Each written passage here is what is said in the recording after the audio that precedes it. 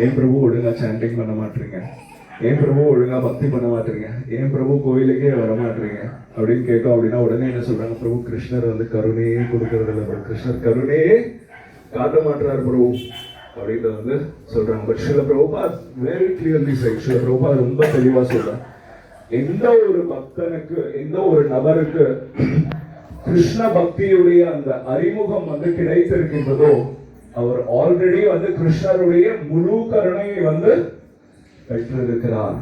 So இப்ப அந்த பக்தனுடைய வேலை என்ன, அவன் முயற்சி செய்து அந்த கருணையை வந்து பயன்படுத்தி கொள்ள வேண்டும். சில பிரபுபாத என்ன உதாரணம் வந்து கொடுக்கிறார் அப்படின்னா, ஒரு நபர் தவறி வந்து கிணத்துல வந்து விழுந்துடுறாருன்னு வச்சுக்கோங்க. சோ அவரை காப்பாற்றுறதுக்காக இன்னொரு நபர் என்ன பண்றார், மேல இருந்து கயிறை வந்து போடுறார்.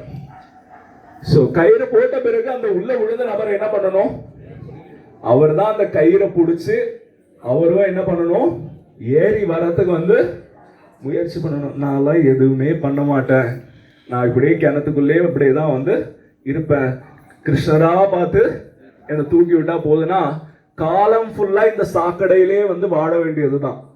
இந்த பௌதிக உலகம் அப்படின்ற சாக்கடையில இருந்து வெளியில வரவே முடியாது. திரும்ப திரும்ப புனரப்பி ஜனனம் புனரப்பி மரணம் புனரப்பி ஜனனி ஜடனே சயனம்னு திரும்ப திரும்ப என்ன ஆகணும், பிறந்து நாயாக பூனாயாக பன்னியாக இல்ல மதித பிறவியாக ஏதோ ஒரு பிறவில வந்து பிறந்து பிறந்து என்ன பண்ணணும், பிறப்பு இறப்பு முதுமை நோய் அப்படின்னு இந்த பௌதிக உலகத்தினுடைய சாக்கடையிலே வந்து நம்ம என்ன பண்ணிதான் ஆகணும், சுழன்றுதான் ஆகணும்.